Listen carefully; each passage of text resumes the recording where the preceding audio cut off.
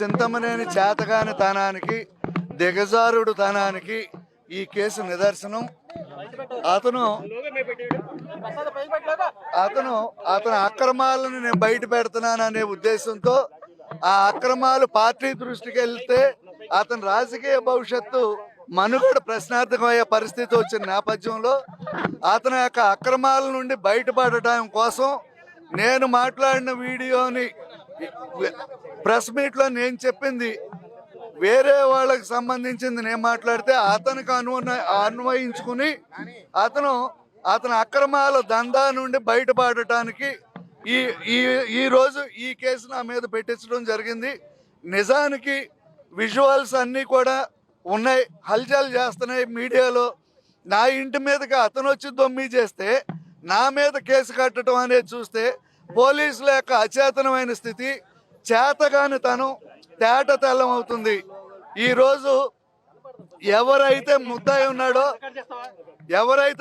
ఉన్నాడో ఒక అఫెన్స్ నేరం చేసిన వ్యక్తి ఉన్నాడో ఆ వ్యక్తులకేమో రాచ మర్యాదలతో పంపించి ఎవరైతే ఎఫెక్టెడ్ మేము ఉన్నామో మా మీద కేసు పెట్టి మమ్మల్ని రిమాండ్లో పెట్టే పరిస్థితి ఈరోజు ఇంతకన్నా దురదృష్టకరమైన సంఘటన నాకు తెలిసి ఈ రాష్ట్ర చరిత్రలో లేదని అయితే నేను అనుకుంటున్నా.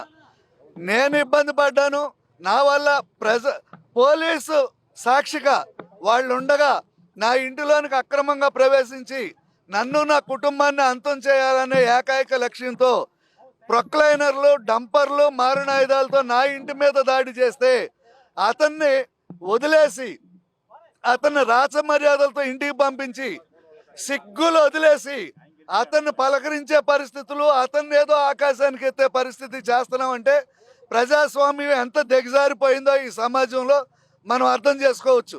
నేను ఎఫెక్ట్ అయితే నా ఇంటికి వచ్చి నా ఇల్లు పడగొట్టాలని చెప్పి వచ్చిన చింతమనేని పోలీసుల సమక్షంలో జరిగితే నా మీద కేసు కట్టారు. ఇంతకన్నా దుర్మార్గం లేదు. చింతమనేనికి మీ ద్వారా నేను ఒక హెచ్చరిక పాస్ చేస్తున్నా. నేను లోగడే చెప్పా, నా వెంట్రుకు కూడా పీకలేవని. నా ఇంటికి వచ్చి నా ఇంటి మీద పడినా కూడా నా వెంట్రుకు నిజంగా పీకలేకపోయావు. నువ్వు డంపర్లతో వచ్చిన ఒక్క ఇటుక మొక్క పట్టుకెళ్ళలేకపోయావు. ఈ రోజు నుండి చెప్తున్నా చింతమనేని, ఖబర్దార్ మీ ఎదురుగా ఖబర్దార్ చింతమనేని విముక్త దెందులూరు నియోజకవర్గం కోసం నేను పోరాటం చేస్తా. ఈ పోరాటంలో పార్టీలకు అతీతంగా, కుల మతాలకు అతీతంగా ఎవరు కలిసి వచ్చినా కలుపుకుని వెళ్తా. ఈ దెందులూరు నియోజకవర్గం కంసుడి చేతుల్లో చిక్కుపోయిన ద్వారకా నగరం అయింది. ఈ కంస సంహారం రాజకీయ సమాధి కట్టే కార్యక్రమం మీద నేనున్నా. నా ప్రయత్నం కూడా అదే, నేను చేసే పని కూడా అదే.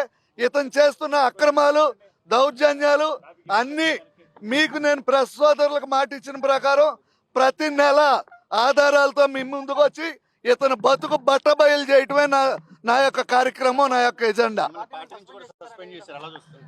నన్ను పార్టీ నుండి సస్పెండ్ చేసినట్టుగా నేను ఈరోజు చూసా. నేనైతే ఒకటే చెప్తున్నా, నేను ఒక న్యాయవాదిని. నేను పార్టీకి పని చేసేది ఉంటుంది తప్ప నేను పార్టీ నుండి నేనేమి ఈ రోజుకు ఒక్క రూపాయి నేను ప్రయోజనం పొందలా. 19-24 మధ్యకాలంలో 1680 కేసుల్లో నేను బెయిల్స్ తీసుకున్నా తెలుగుదేశం పార్టీ తరఫున. అదే తెలుగుదేశం పార్టీకి నేను చేసినందు మూలాన నా మీద కేసు కూడా రిజిస్టర్ అయింది. నేను ఆ కేసు వాయిదాలకు కూడా తిరుగుతున్నా.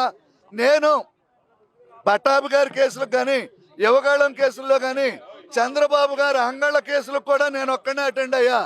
ఆ రోజు జగన్మోహన్ రెడ్డి గారు, సజ్జల రామకృష్ణారెడ్డి గారి మీద కూడా ఏలూరులో కేసేసి, ప్రైవేట్ కేసేసి కేసు కట్టించిన ఒకే ఒక మగాడిని ఈ రాష్ట్రంలో నేను ఒక్కడే.